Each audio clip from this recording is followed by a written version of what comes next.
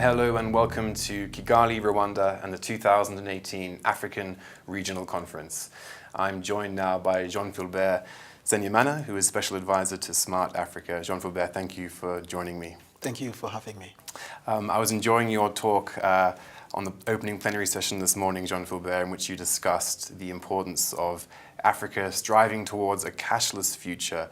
Yeah. I've also spoken to the governor of the central bank about his ambitions for Rwanda. But why, for you, is it so important for Africa to push ahead with this agenda? First of all, I believe that something that many people don't realize is the cost of cash. It's a huge cost.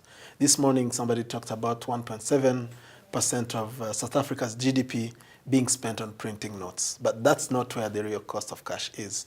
The speed at which money moves in an economy, and now as Africa comes together and as one continental free trade area, I think we need to look at a number of platforms that are going to grow trade among ourselves, and payments is an important platform. And there is no way we can achieve those goals if we use traditional modes of payment. So really, for SmartAfrica to take a success story like what happens here in Rwanda or in Kenya in terms of digital and cashless payments, and providing a platform to scale up and accelerate the pace at which Africa is embracing this digital transformation.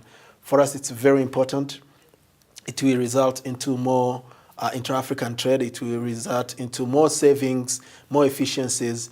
And right now, if you see the way current payment platforms are set up, you even find that sometimes when two Africans are trading, they need a third party who's not even located in Africa, and that third party takes a cut. And for me, it doesn't make any technical or business sense for that, and that's a situation that is ready for change. Okay, so there are huge advantages to that cashless future that you're laying out there, but the question is, I guess, how do we get there? And you did mention this morning this idea of sort of policies, platforms and partnerships of 3 Ps as a mechanism for doing that. Break that down for us. What do you mean by those concepts? Again, many people will have this misconception that to drive a cashless Africa, it's a problem or question of technology. And I will say, no, it's first of all a problem of political will.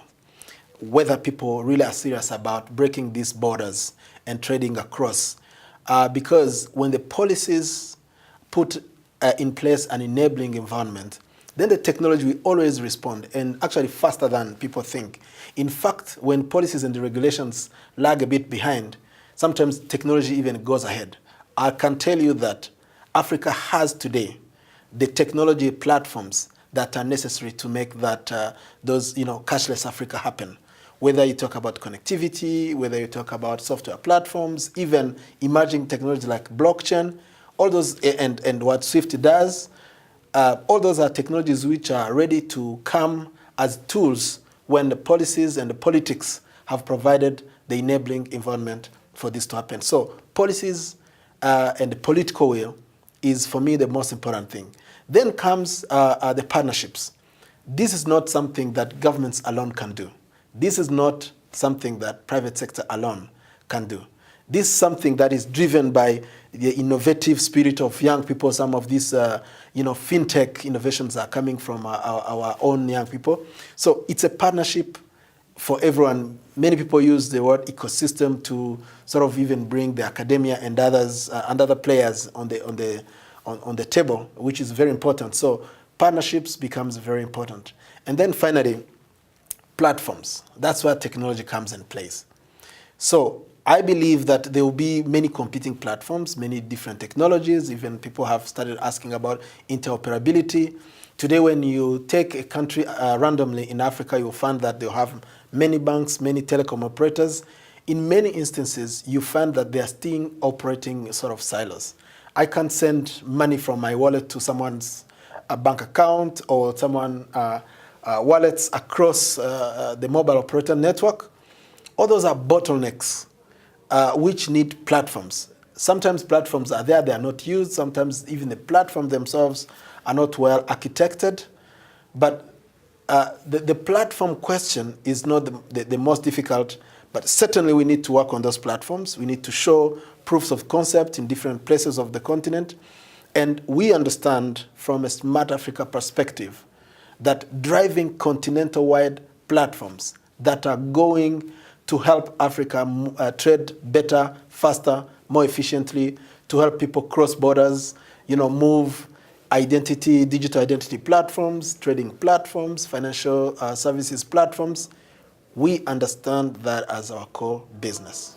Okay, and so just finally then, so in terms of the longer term outlook here to the vision that you've sort of laid out earlier, it really is about getting private sector players, governments, academia, and so on, all under one umbrella and pushing forward with this agenda, and that's the future.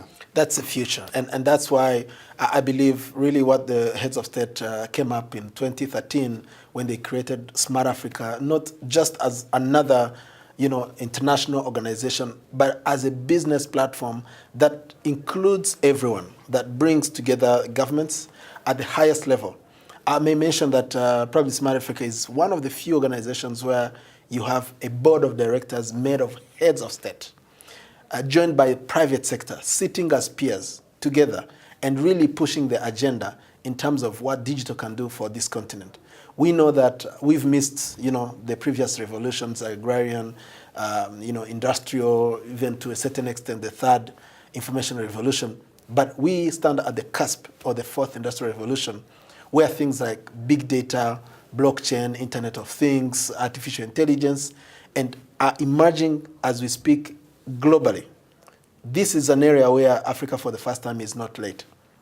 But even in the areas where Africa has come late, I think it's good news because we have the opportunity of leapfrogging and using the latest technologies available which come more easily, which our young people are able to make sense of much more quickly, and which is the future anyway.